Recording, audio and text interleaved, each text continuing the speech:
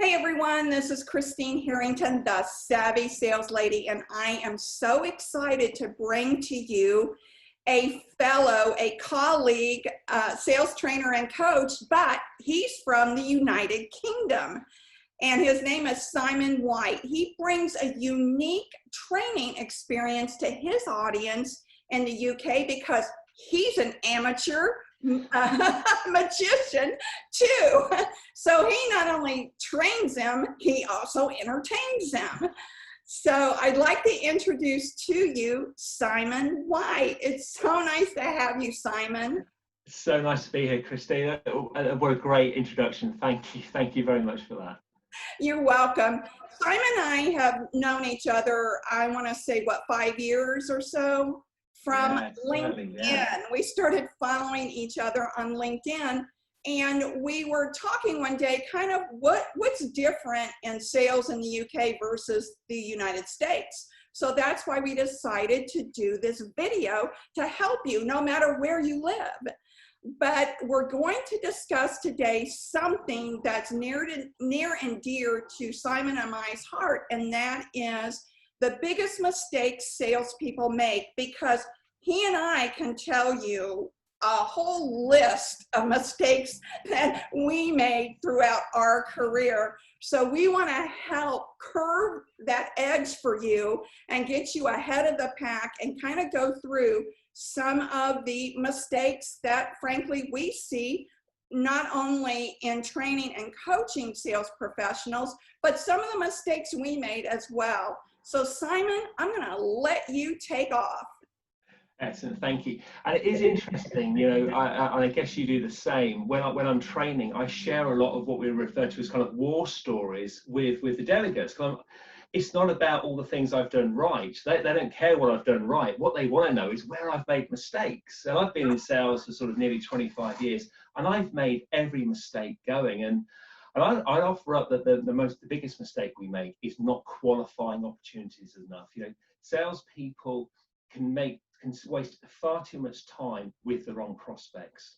You know, people who might have a use for what you're selling rather than a business need for what you're selling. And I've spent a lot of time jumping in the car, traveling a few hours down the road, going and sitting in front of a prospect, telling them what I do rather than asking them questions, just, you know, vomiting information over them, and coming back to the office and there was no opportunity there. It's a great thing with around qualifying is, I don't know, it's one of my war stories, I guess, is as a young salesperson sat in the office and you've got your boss looking over your shoulder saying, Simon, pick up the phone, make some appointments, get out there.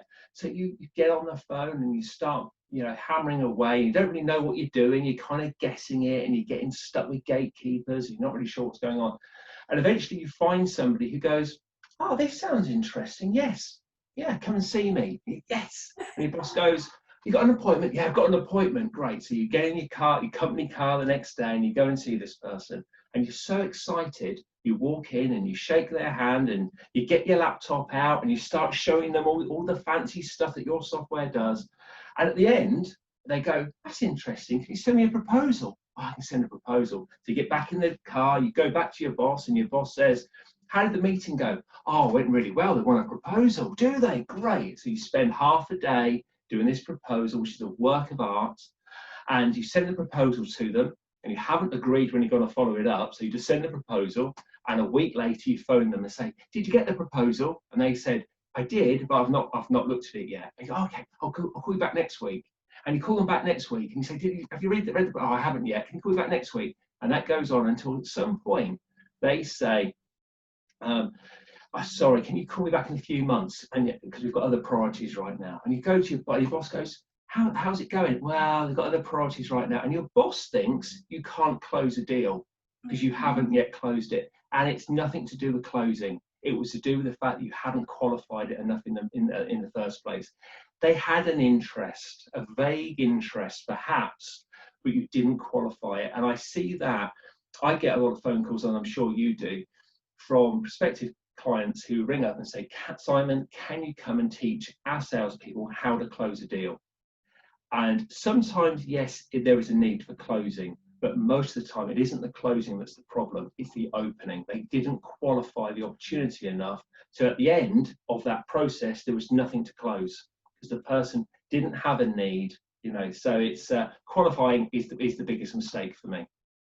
You know, Simon, I can so relate because in my early days of selling, I was the collector of prospects, right? So those dead horses stayed in my system because by God, they may buy one day. Yes, yeah, right? Yeah, And even though you know they're never gonna buy, yeah, hang on to them, and you need to get rid of those dead horses because they're not really qualified, are they? No.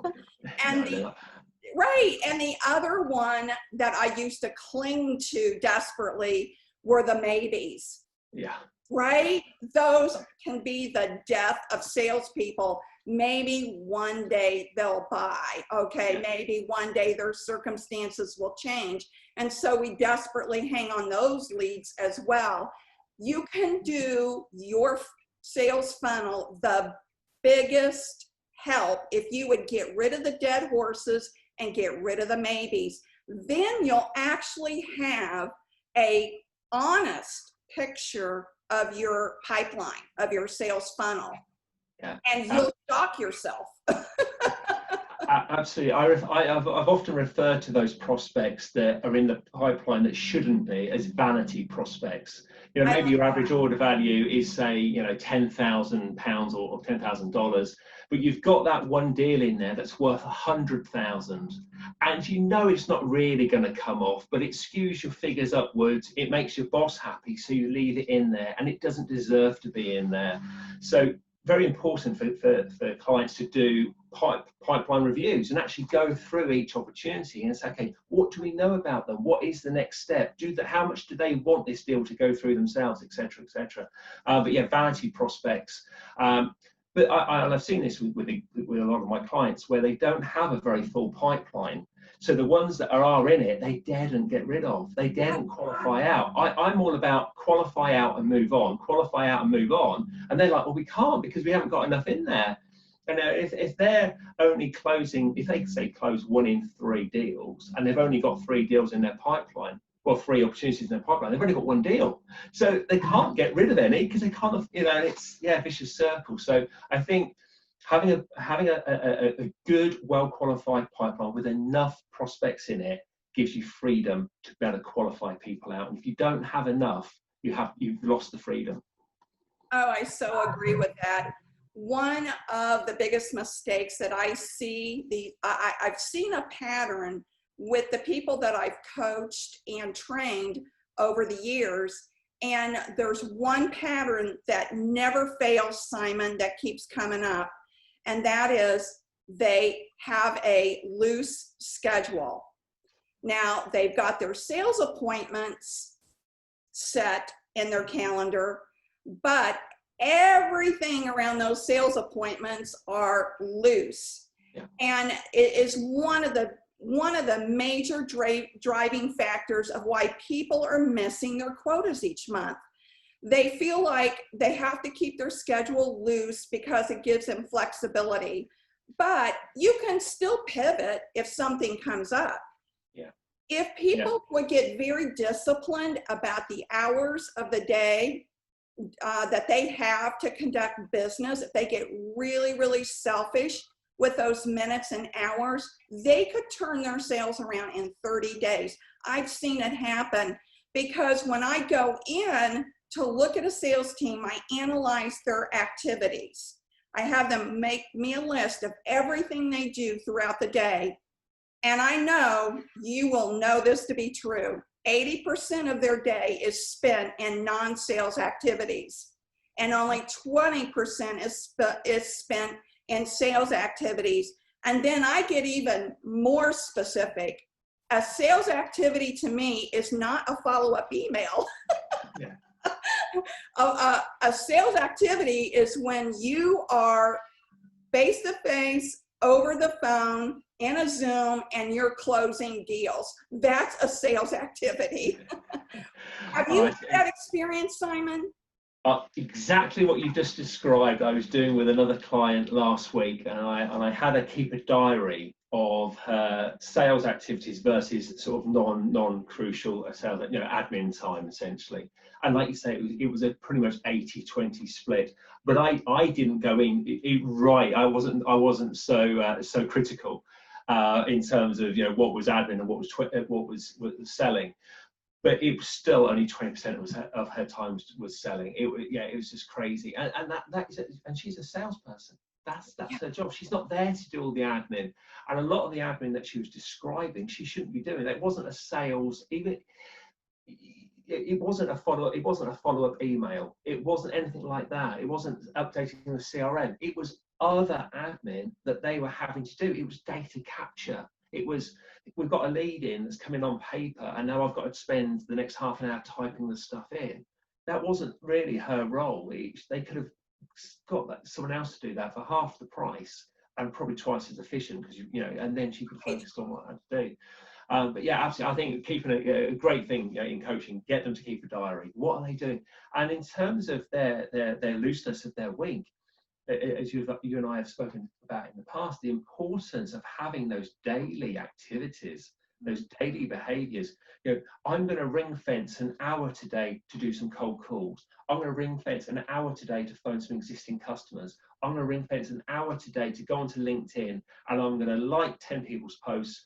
I want to comment on 5. I'm going to post one myself. Whatever they are, ring fence them, and then nobody's going to nick that time off you, because there's nothing worse than your boss coming over. Oh, Simon, can I just have a moment? Or someone else. Oh, can you come and have it? We're doing a brainstorm in the boardroom about marketing. Can you? I've wasted days of my life going into meetings I don't need to be in with no fixed agenda, internal meetings, and just chit chatted. It's yeah. So I absolutely agree. Ring fence your time and have those daily activities that you must get done. Because that leads us on into another mistake. People just don't do enough prospecting. Yes. People don't prospect enough. I had it today with a company who said, I'm great when I'm in front of somebody. I just need somebody to get on the phone and make that appointment for me. There is a reluctance to prospect. A lot of salespeople, when they get more senior, they've been in sales for 10 years, 15 years, 20 years. They think it's beyond them to pick up the phone and cold call. They don't want to have to try and get past gatekeepers anymore. Oh, I'm great when I get in front of people. They've got all the technical knowledge, but they just aren't doing that part of it. And that's in the UK. There's a big industry on outsourcing your appointment setting. I don't know if it's the same in America, but in the UK, there's a lot of outsourced prospecting companies who will take on that burden of doing the appointment setting for you. They'll phone your prospective customers, set up appointments, and then your sales reps will go to those appointments. That's a massive industry. Oh, wow. Okay. We do have some of that lead generation business here, but it's just generating leads. But within corporations, they've moved into that SDR, business development manager role, where one person is inside sales, setting up the appointments, and then the outside sales rep goes out and closes the deal. And, I'll be honest, Simon, I've resisted this. I've resisted it because, in my opinion, that eliminates the rapport, the trust, and the relationship building when that rep is just handed off a lead to close, And in my opinion, I grew up, people I guess will call me old school. Fine, that's fine. I'm old school. But I really do believe in developing that relationship early on and seeing it all the way through. And I'll even go so far as to say, even after the deal is closed, you should keep up with those new clients, making sure that the implementation and the onboarding went well, and check up on them on a quarterly basis, just to let them know that they're not a one and done. Absolutely. Yeah. I love that term. Yeah. Right. Because let's say that they transition out of your company later on, and you've maintained that relationship, and you continue to maintain that relationship even after they're a former client, you know, they're great referral sources. Yeah, All absolutely. through the business relationship and even after the relationship. Yeah. So there's a missed opportunity, in my opinion, when you don't pull the sale from start all the way into a former client. Yeah, I think there's a lot of salespeople, their enthusiasm for making the sale is here. And as soon as the prospect says yes, their enthusiasm now goes like that. And they want to get it handed over, pass the baton over to the operations team, whatever, as soon as possible. The thing is, as they're get to this point of getting the deal, the prospect's enthusiasm started low and they meet in the middle. And the salesperson's enthusiasm goes down. The prospect's enthusiasm now their customer goes up because they've made commitments internally and told everybody that, you know, they're championing this. So it creates a gap, and in that gap, that's where you get disputed invoices or competitors swooping in and nicking the deal and stuff like that. Yeah, so you've got to either have a very good handover where you are introducing the operations team or whoever early on, and it feels like it's a partnership all the way through, or exactly what you said, you've got to stay on board and still keep that communication going and still keep the visits going and yeah, exactly the description you said. You know, just do the deal and walk away, because people hate that. You do yourself your own personal brand a lot of damage as well. Right, I so agree, Simon. One of the things that I used to personally do in corporate America when I was senior account executives for insurance companies, if the call came in and somebody didn't pick up the phone, I picked the phone up. And then they would tell me their problem. And instead of saying, you know, well, I'm not the right person to handle this, let me transfer you, I would say, you got the right person. Let me see what I can do to help you. Even if it wasn't my client, I always took responsibility whenever I picked up that phone, and I would see it to the end. Now, I did that, you know, as you said, it just inspires the brand that you're working for, that your employer, that, you know, you've got people that will see through an issue and a problem, even if they're not responsible for it. So I'm all about being responsible for everything, even if it isn't your job. Yes, yeah, absolutely. Yeah, no, agreed. I think another mistake that salespeople make is not agreeing what's going to happen next. I think that is a big one across lots of different parts of selling. So right at the beginning, in that first meeting, not agreeing how long that meeting is going to last for, making sure that they have 60 minutes for the meeting, they don't have to leave after 40, agreeing what the agenda is going to be, what the purpose is, what you're hoping to have as an outcome from that meeting. And something that I've said, and I have actually won deals just because of this one thing, is if I'm having a conversation on the phone with a prospect and they ask me, say, for a proposal or something, I won't send a proposal to anybody unless we've agreed when we're next going to speak. And I will say to them, you're going to have some questions. We need to go through this, make sure everything makes sense. How about Tuesday at 2 o'clock? Does that work for you? Whatever the words are going to be. And we will put it in the diary. We'll agree it. And I'll send them a calendar invitation for 2 o'clock on Tuesday. And then we'll go through it. And I've won deals just because of that. And I remember one, it was a company I was working with a couple of years ago. And I'd just done the first day of training with them, and I was packing my laptop up and all that kind of stuff. And I turned to the client and I said, can I ask you, I know you spoke to lots of other sales trainers. Why did you choose me? And he said, well, it's an interesting question because you all said similar things. Your fees were all very similar. He goes, but you did something that nobody else did. And I think he'd spoken to maybe 5 or 6 other sales trainers. He said, when we were talking about the proposal, you fixed me on a date and time for that follow-up, and then you sent me a calendar invitation. He goes, all of your competitors, and remember, these are meant to be sales experts, right? All of your competitors said things like, I'll send you a proposal and I'll call you back in a couple of days. I'll send you a proposal and I'll call you back next week. I'll send you a proposal, and if you have any questions, get back to me. And and he said, that's not, I kept control of the process. My competitors didn't, and that's a really important thing. So if and we're meant to be we're sales trainers, we're meant to be experts in this kind of stuff. So if experts aren't doing it properly, it's great for anybody else to do it. So one of the big mistakes, therefore, is you've got to make sure, if you're going to go to the effort of doing a proposal or whatever, agree the next step. So I would always agree what's going to happen, and I'll always send a calendar invitation. I do the same thing, Simon, and I've gotten very similar feedback that when I've asked, well, why did you choose me over someone else? And they said that they noticed whenever I talk to them, I always set the next appointment.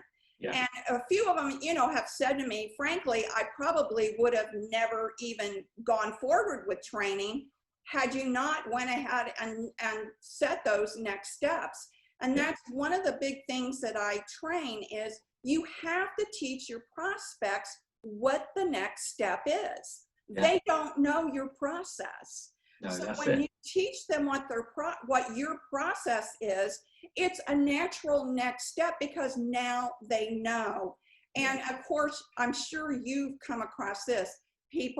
Salespeople will say, well, I don't want to pester them.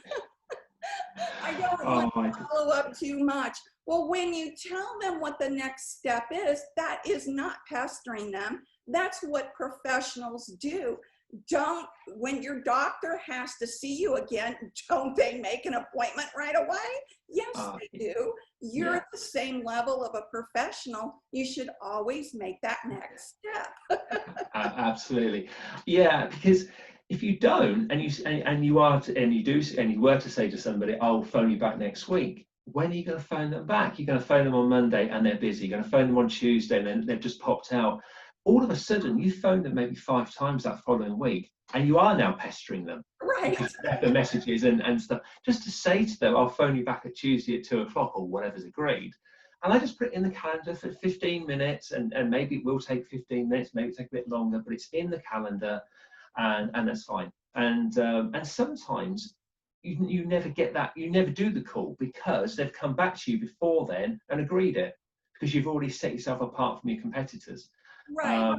But yeah, it's a very important step to do. And one of the things that we're talking about in terms of salespeople taking responsibility for themselves as well. If a salesperson loses a deal, so often they'll blame the prospect. Oh, the prospect didn't understand the value we bring, etc. So if I ever lose a deal or have lost a deal, I always think, what could I have done better? Where have I made a mistake? And if I have lost a deal, it would be because I haven't done one of these basic steps. I didn't qualify. I didn't agree the next steps, etc. We sometimes need to self-analyze. We can learn so much from we can learn a little bit from the deals we win. We can learn a lot more from the deals we lose. That's so true. One of the things that I say for the next step is I'll insert, when I'm talking to them, I'll go ahead and send the proposal. You'll have it by the end of the day. Now, just to make sure, I want to answer all your questions that you may have that may surface after you read my proposal. What day this week would be best for you and I to circle back around and answer any of your questions. So I pose it as an opportunity to answer their questions instead of, a hard sell of, we'll close this deal. So really, that's the soft approach for people if they have follow-up reluctance, which blows my mind. I love that line. I love it. And what you've done there is you've positioned it as you're helping them rather than it's about them. It's not about you. You're not chasing the commission, chasing the deal or whatever. You're helping them to understand the proposal and answering their questions. Yeah. I love that. Really good. Yeah. So anything else, Simon, that you can pop off the top of your head? Oh, there's so many things so many mistakes I've done in the past. One that's actually linked a little bit to qualifying as well is not asking enough of the right questions. The better the question, the better the answer. And something that I neglected to do for so many years was really to understand and to help the the prospect understand what is the consequence of not making a decision on their part. So if they don't buy from me, what does that mean? And that is a really important part. What is the consequence? What is the implication of not buying it? They don't have to buy it from me, but if they don't buy it at all, what does that mean to them?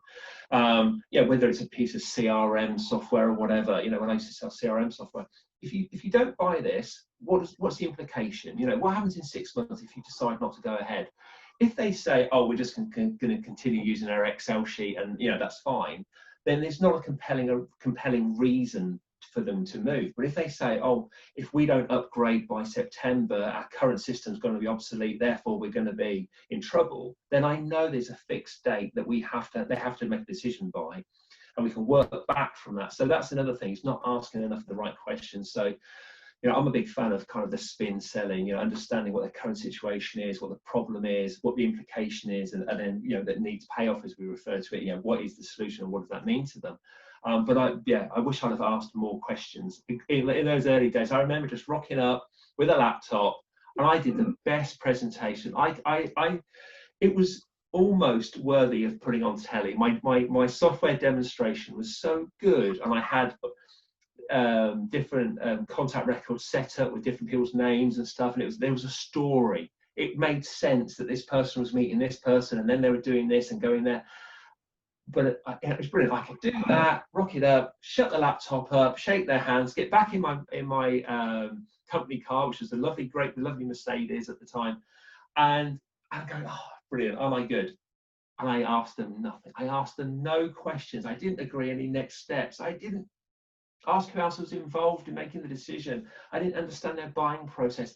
I didn't understand anything. But what I had done was a really nice demonstration. You know, that's so, you know, that is, I learned a lot of lessons doing that. Well, I can say I did something a little similar, and, you know, I was working for insurance companies, so I was selling to insurance agents and brokers. And my big mistake was I assume they all had the same problems and issues. Yeah. Right? Same industry, so they've all got to be the same. Yeah. And it wasn't until later that I really figured out I had to ask probing questions, and everybody wasn't the same. So that's another typical mistake that salespeople make, is assumptions. You just assume you know, you researched on LinkedIn, you researched their social media, you looked at all the company specs that your employer provided, and you think you've got the picture, and you really don't. Yeah, absolutely. And there's so many assumptions we make in sales, isn't there? We assume we're talking to the decision maker. We assume they're interested when they're not. We assume they're not interested when perhaps they are. Just because they've pushed back a bit and asked us questions, we think they're objections, and we go, oh, they're not interested, and we kind of almost give up. We might drive to a really lovely office of theirs, which is all glass with fancy cars parked outside, and think, oh, they've got some money, but they haven't. They've spent it all on a fancy office and fancy cars. We might go to another office which is got really rusty old cars outside and broken pallets, and it's not very nice at all. We think, oh, they've got no money, but they've probably got loads of money. They just don't spend it on cars and offices.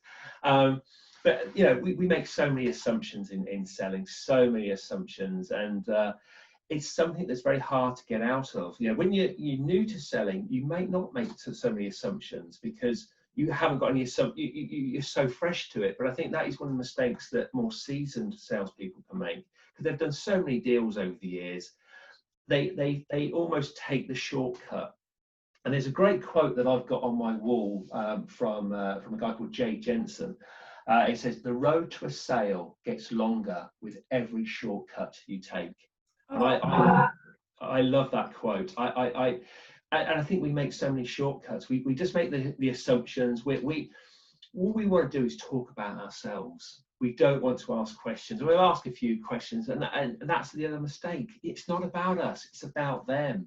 We've got to ask them questions, get them talking, get them to really understand what their needs are, what the implications are of not taking action. get them to go on the journey with us, and for them to discover that, you know, they need what we have, you know, and it's, yeah, so there's a lot of shortcuts that can happen as a result of making assumptions. But yeah. Along the lines of making assumptions and not asking compelling questions, one of the things that I've noticed with my coaching clients is trying to get them away from product dumping. In other words, if you don't ask the right questions to really dig down and find out the issues, you have a tendency to then talk about every freaking benefit and feature that your product has. And frankly, that's where a lot of salespeople lose sales, because the buyer isn't interested in everything. They only want to know is what product, benefit, or feature will fix their problem. So many times, matter of fact, a couple of people I'm working with now, this has been a really big change for them, and they're really struggling with it because they have been taught by the companies that they work for it's necessary to give the complete picture, and it really isn't. And I can tell you, selling insurance products, my gosh, you could take all day going through insurance benefit and features. There's so many of them, but that's not what interests the buyer. Is, you know, does that life insurance policy have a suicide clause or not? If it does have a suicide clause, what are the conditions around the suicide clause? I don't have to go into every little aspect of that insurance policy, but just asking questions to know what they're really concerned about, that's where you circle back around and give them only the benefit and features that they need to solve that problem. Now, I'm sure you see that too, Simon. Absolutely. And I think, you know, you absolutely agree with you. If they need, maybe there's 3 or 4 key functions that they need this system or whatever to do, and you show them those 3 or 4 things, that's what they wanted, and you've shown them that. If you then start showing them lots of other things that they don't necessarily need, you might derail the whole thing, because if you show them something, they might go, oh, that's interesting, yeah, we'll have to get our other division on that, they'll be interested, and all of a sudden you've lost momentum in the sales. So you've got to be very careful, almost ask them, okay, what do you need this system to do? What is a must-have versus a nice-to-have, etc. And then that can guide you. But you are right. You talk about a product dump, or I talk about being a walking, talking brochure. But absolutely, we've got the salespeople. You can fall back on it, and you start talking too much. And we know that we're meant to listen more than we talk, but that's not what I see when I'm out when I'm either watching. Great thing about doing Zoom coaching or Zoom sales is a lot of my clients have started recording their Zoom sales meetings and then showing me those meetings so I can critique them. And obviously sometimes I'll go out in person, which I would have done before COVID-19, actually go and attend a sales meeting, prospecting meeting with them, and I can actually sit there and just observe. And the amount of talking they do versus listening, it's crazy. Well, I do have a clarification to make, okay?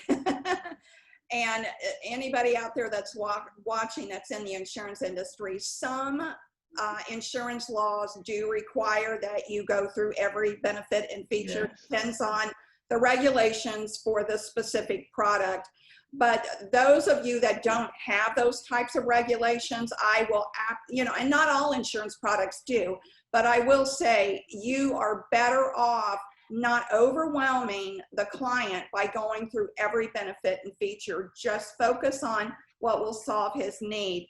And that kind of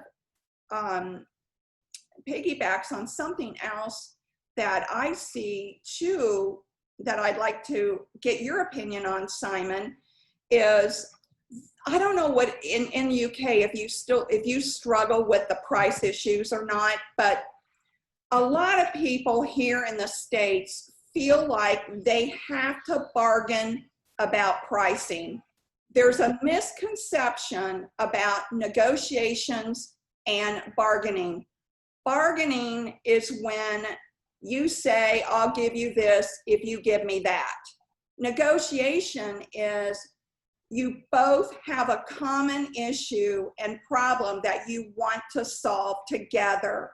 Yeah. And a lot of people believe that when you negotiate, you're giving something up, and you're not. Matter of fact, it's just the opposite. You're not giving up anything. You're just putting your heads together to figure out how you can solve the issue. Negotiating the issues, not giving something away.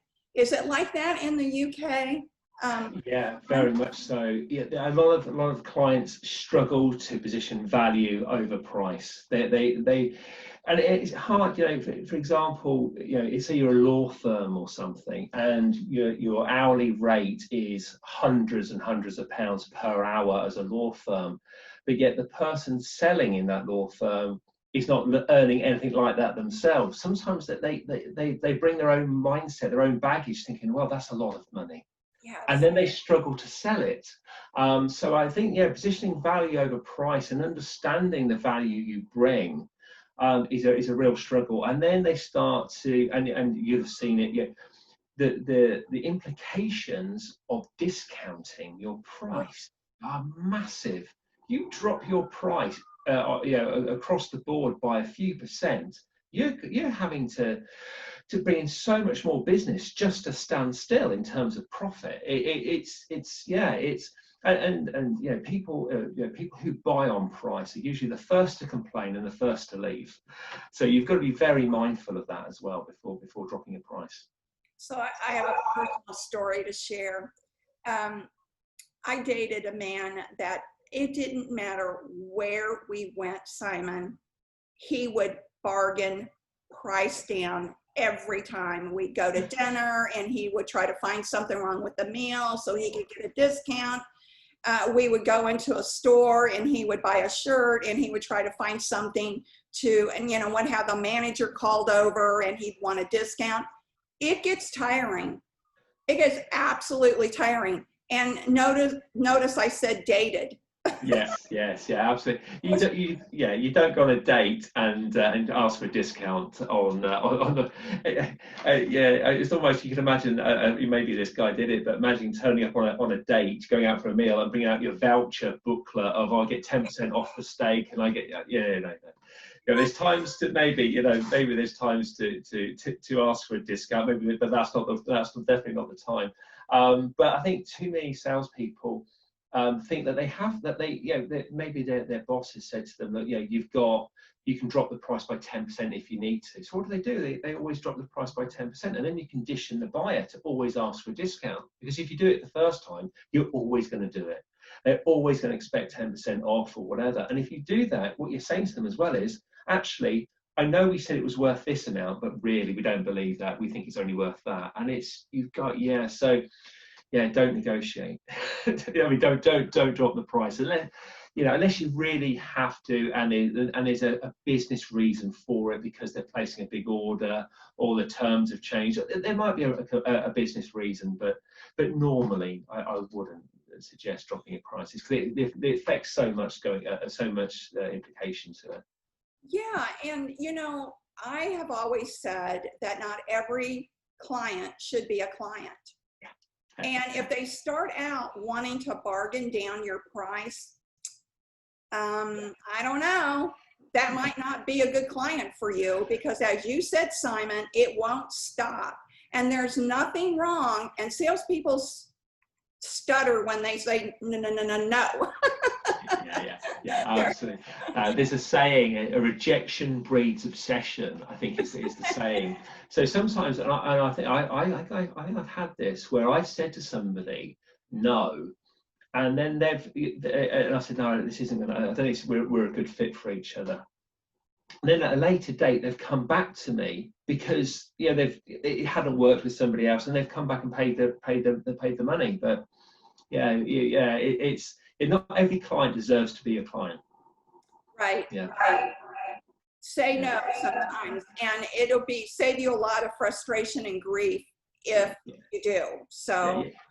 Go with that gut feel sometimes. We all know the kind of companies. You get a feel for it very quickly. And it's okay for us because we own our own businesses and we have that authority to make that decision. But sometimes if you're a salesperson working in a bigger organization, you might not be able to walk away from a deal, and that might be a more of a difficult thing. You might want to, but you're not able to. So there might be some other factors at play.